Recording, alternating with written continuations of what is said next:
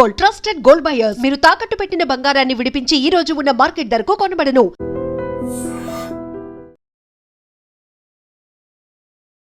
నమస్తే, welcome to I dream. నేను వలి. ప్రస్తుతం వలికాలో జాయిన్ అయ్యారు భారతీయ జనతా పార్టీ అధికార ప్రతినిధి కృష్ణకాంత్ గారు. కృష్ణకాంత్ గారు నమస్తే అండి.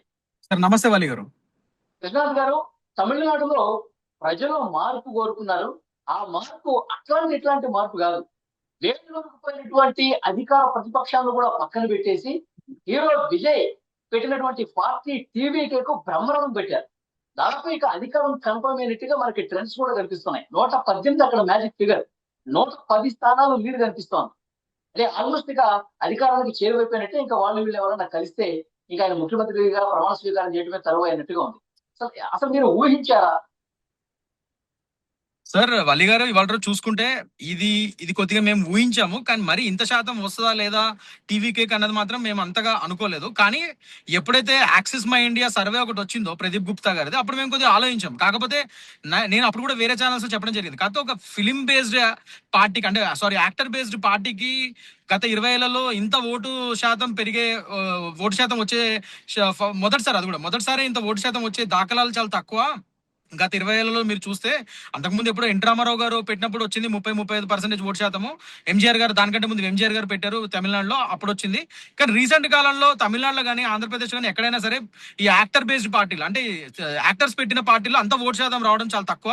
సో గత 20 ఏళ్లలో మీరు చూస్తే ప్రజారాజ్యం పార్టీ ఒకటి చాలా దగ్గరగా వచ్చింది, 18% ఓటు పర్సెంటేజ్ వచ్చింది అప్పట్లోనే చిరంజీవి గారు పెట్టినప్పుడు. సో అదే లాస్ట్. దాని తర్వాత అంటే ఫస్ట్ టైం ఎలక్షన్స్కి వెళ్ళినప్పుడు నేను చెప్పేది. దాని తర్వాత పవన్ కళ్యాణ్ గారు ఒక నిర్దిష్టమైన 10-15 ఏళ్ల కృషితో ఆయన ఇవాళ రోజు సాధించుకున్నారు. ఇంత ఓటు పర్సెంటేజ్ సాధించగలిగారు. 21 సీట్స్ గెలిచారు నుంచిన చోట్ల. అండ్ ఇప్పుడు మాతో పాటు గవర్నమెంట్ ఫామ్ చేశారు. సో అది చాలా కష్టం, కృషితో వచ్చింది ఆయనకి. సో అలా ఉంటదేమో విజయ్ గారికి కూడా మొదటిసారి రావడం కొద్దిగా చూడాలి, ఆలోచించాలా అన్నా నేను. కానీ ఇవాళ రోజు రిజల్ట్స్ చూస్తే మాత్రం చాలా డిఫరెంట్ గా ఉంది. అంటే నాకు ఇక్కడ ఏమర్థమైందంటే యూత్, ముఖ్యంగా యూత్ ని అట్రాక్ట్ చేయడంలో టీవీకే పార్టీ కొద్దిగా సక్సెస్ అయిందనే చెప్పుకోవాలి. మనం ఎప్పుడైనా ప్రాక్టికల్ గా మాట్లాడుకోవాలి సార్. సో నాకు అనిపిస్తుంది, నేను చెప్తున్నాను. సో నాకు తెలిసి యూత్ బాగా ఈసారి అట్రాక్ట్ అయ్యి టీవీకే విజయ్కి, ఆయన కొద్దిగా ఫ్యాన్స్ ఎక్కువ ఉంది, యూత్ ఫాలోయింగ్ కూడా ఎక్కువ ఉంది కాబట్టి సో ఆ విధంగా పెద్ద ఎత్తున వచ్చి ఓటింగ్ చేశారని చెప్పి తెలుస్తున్నది. But at the same time మీరు చూస్తే ఏఐడిఎంకే అండ్ బీజేపీ అలయన్స్ కూడా మాకు ఆన్ పార్ మంచిగానే వస్తున్నాయి మాకు సీట్లు. మీరు చూస్తే మేమేమి డిఎంకేతో పోలిస్తే మేము ఇంకా లీడింగ్ లో ఉన్నాం, ఫ్రాంక్ చెప్పాలంటే. అవునా? ఇప్పుడు ఎగ్జాక్ట్లీ ఇప్పుడు ట్రెండ్స్ ప్రకారం అయితే మేము డిఎంకే, అక్కడ రూలింగ్ గవర్నమెంట్ డిఎంకేతో పోలిస్తే ఏఐడిఎంకే అండ్ బీజేపీ మాత్రం చాలా మేము లీడింగ్ లోనే ఉన్నాం. సో ఈ లెక్కన విజయ్ గారు రావడం వల్ల మాకు ఇది కొద్దిగా డివైడ్ అయ్యి ఇదంతా ఇదైంది. కానీ ఒకవేళ విజయ్ గారు కనుక, just I'm telling you, Vijay గారు కనుక పార్టీ పెట్టకపోయి ఉంటే మాత్రం ఖచ్చితంగా ఈసారి ఏఐడిఎంకే బీజేపీ ఎన్డీఏ గవర్నమెంట్ అక్కడ వచ్చేది తమిళనాడులో, అందులో ఎటువంటి డౌట్ లేదు. ఈ ట్రెండ్స్ చెప్తున్నాయి. విజయ్ గారు రావడం వల్ల కొద్దిగా యూత్ అట్రాక్ట్ అయ్యి కొద్దిగా అక్కడ వేయడం వల్ల కొద్దిగా ఎక్కువ అధికారానికి కొద్దిగా దూరంలో ఉన్నారు సార్ విజయ్ గారు. అధికారానికి కొంచెం దూరంలో ఆగిపోయిన ట్రెండ్స్ ప్రస్తుతం కనిపిస్తా ఉన్నాయి. 118 రావాలి, 110, 108 ఆ రేంజ్ లో ఉన్నాయి. ఇంకొక 10-12 స్థానాలు అవసరం పడితే ఏంటి భారతీయ జనతా పార్టీ, అన్నాడీఎంకే ఆయనకైనా సపోర్ట్ చేసే అవకాశం ఉందా? ఏంటి ఢిల్లీలో ఎలాంటి చర్చలు జరుగుతున్నాయి? అంటే ఇప్పుడు మామూలుగా మ్యాజిక్ ఫిగర్ వచ్చి తమిళనాడులో 118 సార్. 118కి మ్యాజిక్ ఫిగర్ అక్కడ గవర్నమెంట్ ఫామ్ చేయొచ్చు. సో మీరు చెప్పినట్టుగా ఒకవేళ విజయ్ గారు కనుక అది రీచ్ కాగలేకపోతే, కొన్ని సీట్స్ తేడాతో ఒకవేళ కాలేకపోతే, ఖచ్చితంగా నన్ను అడిగితే ఆయన ఏఐడిఎంకే బీజేపీతోనే, మా యొక్క ఎన్డీఏ గవర్నమెంట్ తోనే కలిస్తే అక్కడ గవర్నమెంట్ ఫామ్ చేయడంలో ఒక మీనింగ్ ఉండే, నైతికంగా గెలిచినట్టు అప్పుడే. లేకపోతే మీరు పెట్టిందే పార్టీ డిఎంకేకి అగేన్స్ట్ గా, అక్కడ డిఎంకే అక్కడ రూలింగ్ గవర్నమెంట్ కి అగేన్స్ట్ గా మీరు పార్టీ పెట్టారు. దానికి అగేన్స్ట్ గా పోటీ చేసి ఇవాళ రోజు కొద్దిగా సీట్స్ గెలుస్తున్నారు. మరి అలాంటప్పుడు ఇవాళ రోజు మ్యాజిక్ ఫిగర్ ఒకవేళ మీరు ఏదైనా కారణాల వల్ల రీచ్ కాకపోతే మళ్ళీ అదే టీఎంకేతో పొత్తు పెట్టుకోవడం అనేది ఇంకా మీనింగ్ లెస్. అంటే మిమ్మల్ని నమ్ముకున్న జనాల్ని మీరు మోసం చేసినట్టు అవుతుంది అప్పుడు. సో డెఫినెట్ గా ఆయనే ఏఐడిఎంకే అండ్ బీజేపీ యొక్క పొత్తు కోడతారేమో. ఒకవేళ మ్యాజిక్ ఫిగర్ చేరకపోతే ఖచ్చితంగా ఆయనే మా దగ్గరకు వచ్చి మా యొక్క పొత్తు కోడతారేమో అని చెప్పి నేను అనుకుంటున్నాను. అలా వచ్చినప్పుడు డెఫినెట్ గా మా పార్టీ అధిష్టానం నిర్ణయించి అధికార డిఎంకేకి తర్వాత ప్రతిపక్ష పార్టీలకి సమదూరంలో ఉంటాను, అందుకే నేను సింగిల్ గా పోటీ చేస్తున్నాను, నా ఐడియాలజీ వేరు, వీళ్ళతో వంతన కుదరదు, పొత్తు కుదరదు అని కూడా కళాఖండిగా చెప్పారు. సార్ అంటే ఐడియాలజీ కరెక్టే 100%. ఇప్పుడు అందరికి ఏ పార్టీ ఆ పార్టీకి ఐడియాలజీ ఉంటది. ముఖ్యంగా మా భారతీయ జనతా పార్టీకి ఐడియాలజీ అనేది clear cut. Nation first, party next, దాని తర్వాత సెల్ఫ్ లాస్ట్. ఆ జనరల్లీ అంత గొప్ప ఐడియాలజీ ఉన్న పార్టీలు దేశంలో తక్కువే, మా బీజేపీ పార్టీ తప్ప. సో అందరికి మా ఐడియాలజీ ఉంటదని నేను అనుకోను. కాకపోతే అట్లీస్ట్ మాకు ఉన్న కొన్ని డెవలప్మెంట్ ఆలోచనలు కానీ, పాలసీల ప్రకారంగా కానీ కొద్దిగా ఆలోచనలు కలిస్తే అలాంటి వాళ్ళతో మేము అలయన్స్కి వెళ్తాం. ఇండియా గవర్నమెంట్ అంటే అదే కదా, అలాంటి మాతో కలవాలి వాళ్ళు. అంటే మా యొక్క గవర్నెన్స్ పాలసీతో, డెవలప్మెంట్ పాలసీతో, వాటితో కలిసిన పార్టీస్తోనే మేము ముందుకెళ్తాం. సో విజయ్కి నిజంగానే తమిళనాడుని డెవలప్ చేద్దాము, ప్రోగ్రెషన్ దిశగా తీసుకెళ్దాము, ఈ కరప్షన్ గవర్నమెంట్ ని నేను మొత్తానికి అణిచివేస్తాన ఉద్దేశంతోనే వచ్చాడు కదా ఆయన. మరి అలాంటప్పుడు అవన్నిటికీ మ్యాచ్ అయ్యే పార్టీ మా బీజేపీ పార్టీ అండ్ ఇప్పుడు మాతో పొత్తులోనే ఏడీఎంకే పార్టీ. అండ్ మా బీజేపీ పార్టీ అంటే తెలుసు, సెంట్రల్ గవర్నమెంట్ లో ఇప్పుడు అన్ని రాష్ట్రాల్లోనూ మనం చూసాం, వెస్ట్ బెంగాల్ నుంచి అన్ని చోట్ల మా బీజేపీ ఒక గవర్నెన్స్ ని కోరుకుంటారు. ఎందుకంటే మేము స్థిరమైన గవర్నమెంట్ ఇవ్వగలుగుతాము, స్థిరమైన గవర్నెన్స్ ఇవ్వగలుగుతాము, డెవలప్మెంట్ ఇవ్వగలుగుతాము, అండ్ చాలా సెంట్రల్ లెవెల్లో మనీ ఫండ్స్ ఇచ్చి ఇంకా తమిళనాడుని ఫాస్ట్ గా డెవలప్ చేసే విధంగా కూడా మేము హెల్ప్ చేయగలుగుతాం. సో మాలాంటి పార్టీతో విజయ్ గారు పొత్తు పెట్టుకుంటే అది తమిళనాడు రాష్ట్రానికి లాభం జరుగుతుంది కదా. రెండు పార్టీలు కలిపి ఎన్డీఏ గవర్నమెంట్ ఫామ్ చేసి అక్కడ తమిళనాడు డబుల్ ఇంజన్ సర్కార్ తో ముందుకు తీసుకెళ్లగలుగుతాం. సో అది విజయ్ గారు ఆలోచించుకోవాలి. ఒకవేళ ఆయన మ్యాజిక్ ఫిగర్ రాకపోతే, అండ్ నైతికంగా కూడా అదే కరెక్ట్ అంటారు. నేను మీరు డిఎంకే పార్టీకి అగేన్స్ట్ గా, అలా కరప్షన్ కి అగేన్స్ట్ కదా మీరు ఫైట్ చేసింది ఈసారి ఎలక్షన్స్ టీవీకే పార్టీ పెట్టి.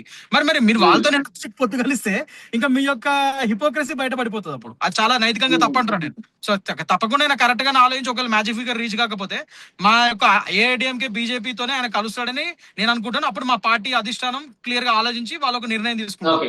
ఇంకోటి అసలు ఏ హీరోకి, ఏ సినీ స్టార్ కి ఈ మధ్య కాలంలో వర్కౌట్ కానిది హీరో విజయ్ విషయంలో ఎట్లా వర్కౌట్ అయిందంటారు? ఎందుకంటే ఆయనకి మొన్న మధ్య కూడా మైనస్లు ఎక్కువ కనిపించినాయి, ఇంకా విజయ్ పని అయిపోయింది అన్నారు. ఏది కరూరు ఘటన జరిగిన తర్వాత దాదాపు 41 మంది చనిపోయిన తర్వాత ఇంట్లో ఇల్లాలి పోరు, విడాకులు కూడా తీసుకుని వస్తుంది, త్రిష వ్యవహారం.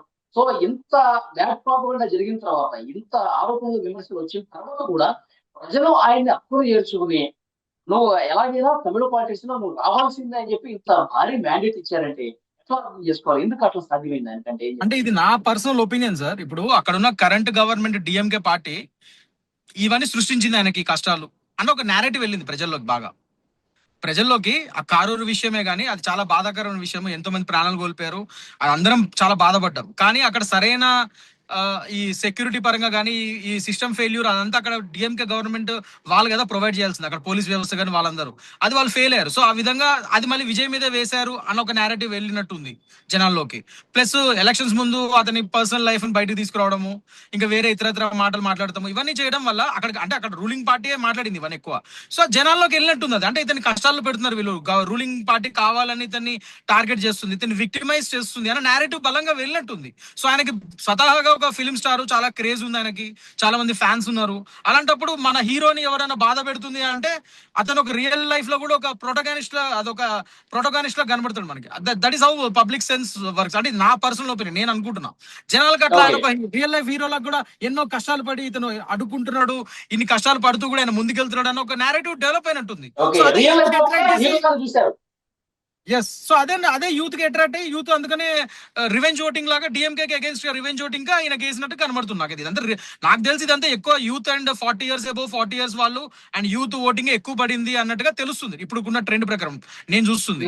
So most and next leading లో ఎట్లా మేమే ఉన్నాం, NDA alliance party, so AIADMK and BJP. So ఈ ప్రకారంగా నేను అదే చెప్తున్నాను, ఒకవేళ విజయ్ ఫ్యాక్టర్ కనుక లేకపోయి ఉంటే మాత్రం ఖచ్చితంగా ఈసారి మేమే గవర్నమెంట్ ఫామ్ చేసేవాళ్ళం. అది ట్రెండ్సే చెప్తున్నాయి ఇప్పుడు. బట్ ఓకే, విజయ్ గారు వచ్చారు. ఈ రాజ్యాంగంలో ప్రతి ఒక్కరికి పార్టీ పెట్టే హక్కు ఉంది, ఎలక్షన్స్ కంటెస్ట్ చేసే హక్కు ప్రతి ఒక్కరు రాజ్యాంగం కల్పించింది. సో దాని ప్రకారం ఆయన వచ్చారు, దట్స్ ఎ గుడ్ థింగ్, మేము స్వాగతిస్తున్నాం. At end of the day ప్రజల మ్యాండేట్ ని, తమిళనాడు ప్రజల మ్యాండేట్ ని, అది ఏదైనా కానీ మేము స్వాగతిస్తాం సార్. ఇతరత్ర పార్టీలాగా ఈవీఎంల మీద వేరే వాటి మీద కుంటి సాకులు చెప్పే పార్టీ కాదు మాది. ఒకళ్ళు ఓడిపోయినా గెలిచినా ఏదైనా కానీ అది ప్రజల యొక్క నిర్ణయం అని చెప్పి స్వాగతిస్తాం మేము. That is Bharatiya Janata Party. ఓడిపోయితే కూడా మేము నెక్స్ట్ ఎందుకు ఓడిపోయామని సమీక్ష చేసుకుని నెక్స్ట్ దాంట్లో మా ఓట్ షేర్ ఎలా డెవలప్ చేసుకోవాలి, ఏ విధంగా పార్టీని బలోపేతం చేసుకోవాలి అన్న ఒక ఇది ప్రకారంగా మేము వెళ్తాం. దట్ అంత పాజిటివ్ థింకింగ్ లో ఉంటాం. అందుకే కదా వాళ్ళ రోజు ప్రపంచంలోనే లార్జెస్ట్ పొలిటికల్ పార్టీ కింద ఎదిగాం మేము. 21-22 రాష్ట్రాల్లో మేము గవర్నమెంట్స్ ఫామ్ చేయగలిగాము అండ్ సెంట్రల్ లెవెల్లో ఇన్నేళ్ళగా మేము గవర్నమెంట్ లో ఉన్నాము. So that is the power of Bharatiya Janata party. So మేము కుంటి సాకులతో తప్పించుకునే టైప్ కాదు. ఒకవేళ ఓడిపోయినా కూడా ఎందుకు ఓడిపోయామని సమీక్ష చేసుకుని నెక్స్ట్ ఎలక్షన్స్ ఇంకా ఇంతగా ధీటుగా ఇంతకంటే ఎక్కువ ఓట్ షేర్ పెంచుకునే దిశగా మేము పనిచేస్తాం. That is only power of Bharatiya Janata party and power of Bharatiya Janata party కార్యకర్త. అది నేను చెప్తాను. చూద్దాం సార్, దాదాపు ఒక 10 స్థానాల వరకు అవసరం పడేటట్టు ఉంది టీవీకేకి. మరి అన్నా డిఎంకే నుంచి వెళ్తారా, లేదంటే భారతీయ జనతా పార్టీ నుంచి వెళ్తారా, లేదంటే ఈ ఎన్డీఏ కూటమి నుంచే ఆయనకి సపోర్ట్ దొరుకుతుందా, ఏం జరగబోతుందో చూద్దాం. దాని గురించి మళ్ళీ ఒకసారి మనం మాట్లాడదాం. Thank you very much. Thank you sir.